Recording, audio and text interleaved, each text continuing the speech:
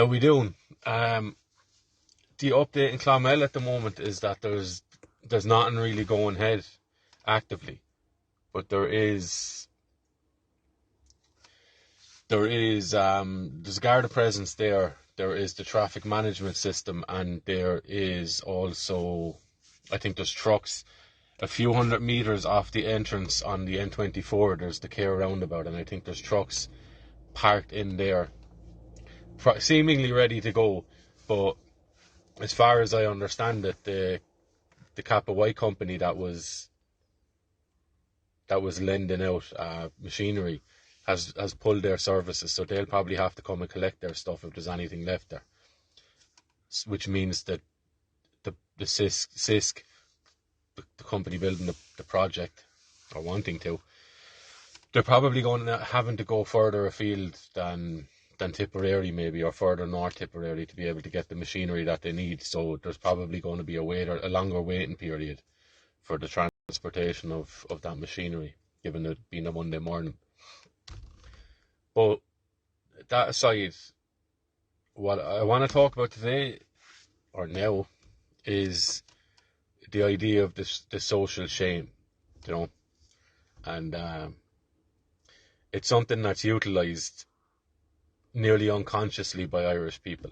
There's an inherent value system in people in Ireland that can alter and differ, with different elements being prioritised according to location and according to counties, or whatever the case is. But the idea of the social shame, it doesn't go away depending on the nuance of people's different set of values and priorities. And what I mean by the social shame is the idea that if you're witnessing someone who's going outside of the accepted norms, or outside of the accepted set of values, or behaving in a way that is not conducive to how the Irish people, or the people of Clonmel, or the people of Newtown, Mount Kennedy, or whatever the case is, view themselves to uphold, or want to uphold, to be aimed at. So if you're going against that, you also have to meet the natural consequence of that, which is people's dissatisfaction with your actions. And also you will have to confront people on that, because they will be bringing it to your attention. And this is fine. This is okay, because you can see that there's already a flawed version of the social shame that has been utilised against the Irish people for a good generation now, I would imagine. Longer, but we'll just keep it to kind of current times. And what I mean by that is the college, the university, the media promotion of a specific set of really, really rigid beliefs, a really exclusive, and by that I mean it excludes out other worldviews, which is fine, that it doesn't accept.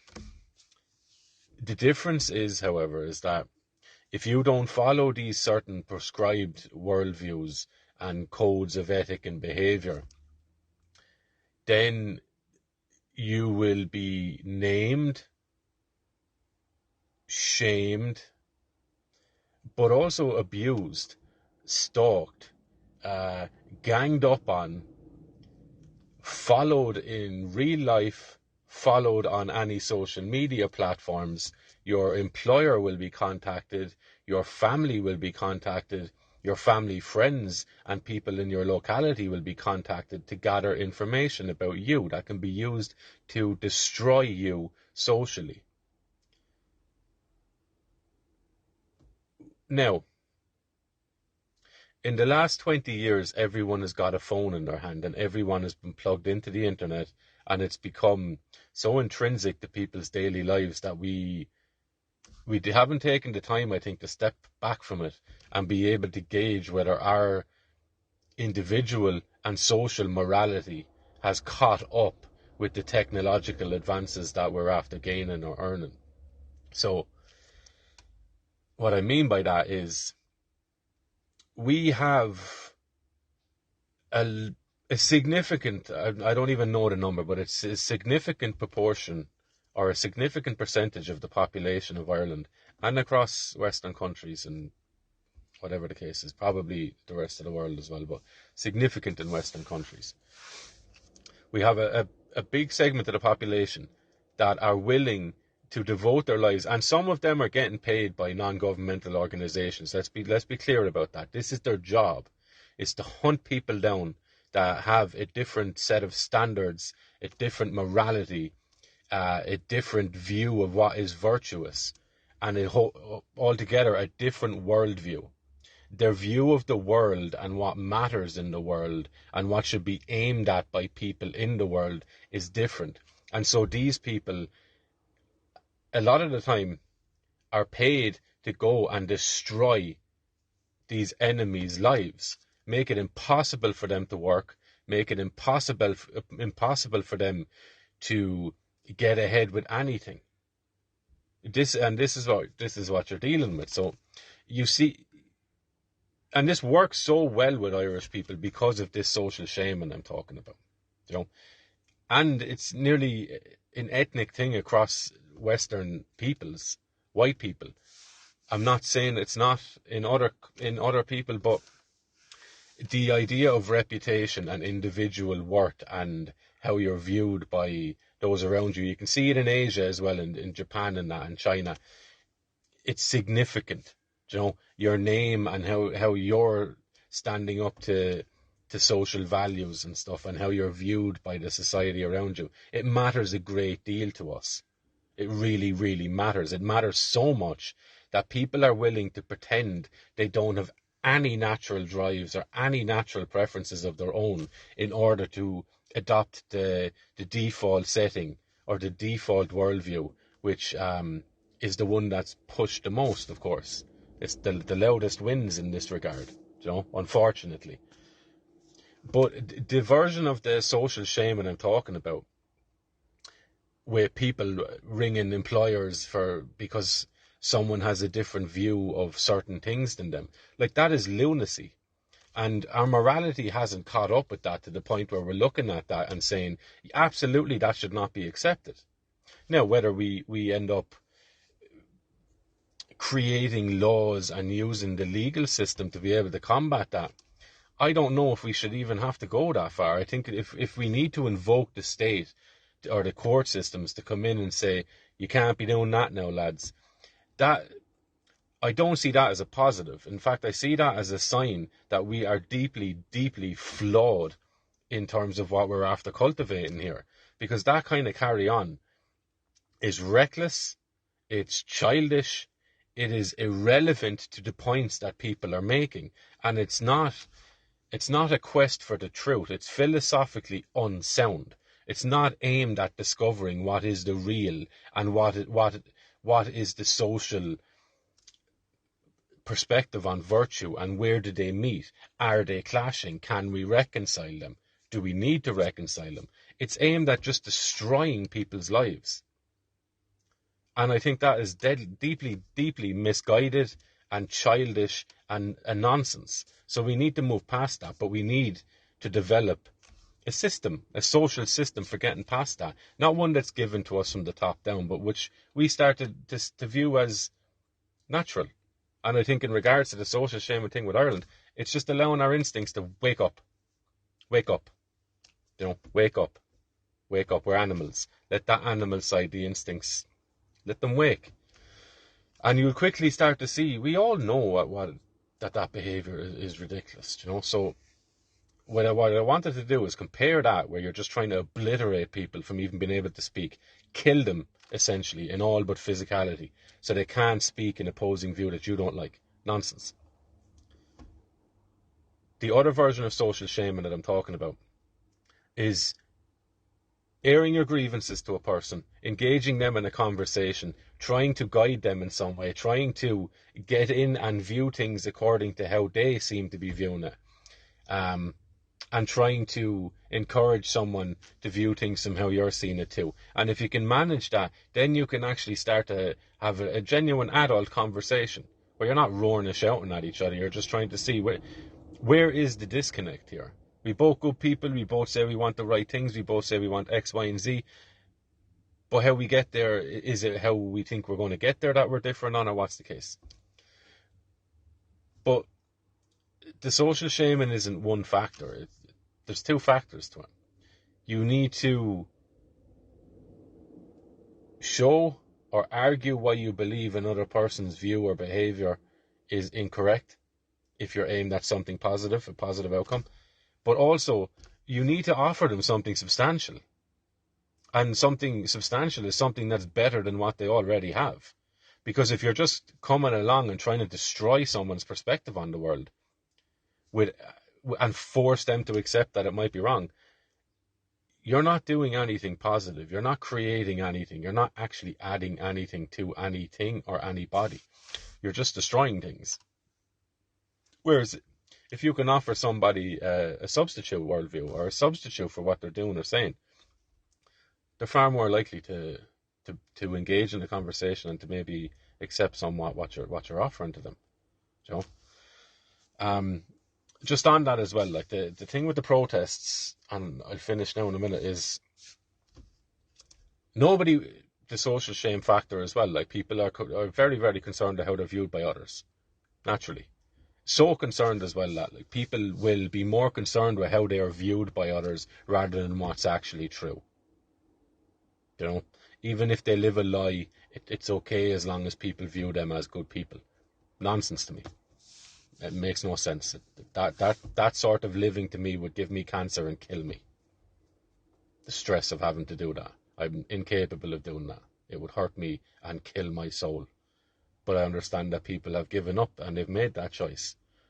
I would just say that it's not too late to come back. Reclaim your soul and be honest with yourself. Live a life according to you, regardless of what the consequences are, provided you're not messing with anyone. You're not trying to steal, be deceitful, or hurt anybody. But with the protests, I understand that people don't want to come and stand out on the side of a road or come up and stand and be seen to be making a nuisance. You know, I get that. But the dam is broken on that. There's people that have taken that step already. And it's gone from just standing on a corner now to probably 90% the cars that are passing are beeping and showing support. So the initial overcoming of that social faux pas of standing up and making a nuisance of yourself, that's been diluted down and disintegrated a bit. So there's no better time to challenge yourself and come up. You know, come up and say, yeah, have a look. You're doing good, or maybe what's your story here? What are you planning on doing? Come up and have a conversation. And if you've heard what we have to say, and people across the world, across Ireland as well, anyone that's standing up for their communities has to say, and you enjoy that, or you're on board with that, come up and say it. You know, because I think that the only thing stopping people is they're afraid, and the support from people is apparent, so there's no need to be afraid. The only reason one of the only reasons or main reasons people are afraid is because of the first set of characters I was talking about. Is when you put yourself out there, there's a crowd of agents of destruction and disintegration. I can only call them cancerous cells. Do you know, in terms of what the outcome is. It just erodes from the inside out. You know, it's negative. It's totally negative. They just smear people, lie about them unashamedly, talk nonsense, share pictures of people saying they were doing this, that, and the other thing, and it's not true. I'm obviously using my case as a bit of an example because it's happened to me, but it's happening to most people that just want to tell the truth and so say, I don't want this choice that other people have taken it upon themselves to make for me. I don't accept that. And so the consequence to that is you have people that have never met this person that will come and try and ruin their lives and turn their family against them. That's wrong.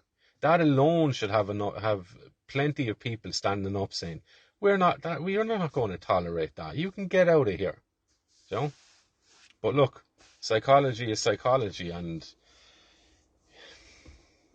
that's the nature of the beast we face. People will side with the dominant force, or whatever force they perceive to be the dominant force. even if it means sacrificing their soul along the way. And I would imagine that sacrifice of the soul, you pay a heavy, heavy price for that. And I believe that the heavy, heavy price you pay for that is overwhelming feelings of just despair. You know, you see it with men, they get to 45, 50 in Ireland and they just kill themselves. What's the point?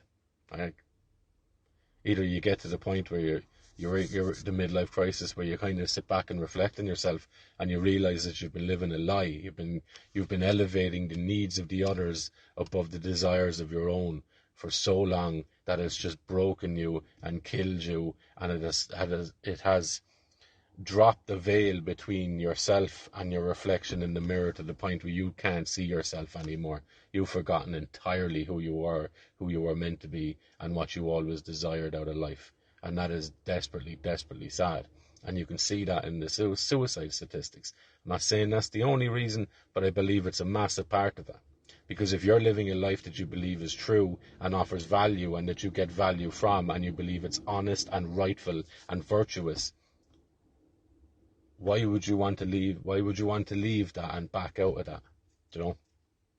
So, to all the men, not just of Clonmel, but of Ireland and the world, whole world, men everywhere, inject a bit of meaning into your life. Inject a bit of meaning into your life. And do that by doing something valuable. Doing something for the sake of the natural human goodness of it. Not because it's a pleasurable thing to do and sit back and enjoy and have done for you or to you. But because it takes effort. It takes courage. It takes a desire. It takes you to make a choice. How much, and I will leave on this. Just think about this for the day. How much of what you do during the day takes any effort or takes any choice or is a difficult decision to make in any way? Because there's so much that we do that's just pure passive in its engagement. We sit and watch the telly, passive. Someone else is giving us the source of the pleasure or the entertainment that we are now immersed in and subdued by. We watch football, whatever you're watching. Listen to music, a little bit different, but it's still passive. It's passive. Watching Netflix, all that stuff. Anything passive where the source of your enjoyment has been created by somebody else. That's not healthy all the time. Because you lose your own imagination and creativity with that. And I think along with that, you get cut off from your emotions and your memory, and you ultimately lose your soul. And that's where we are at the moment.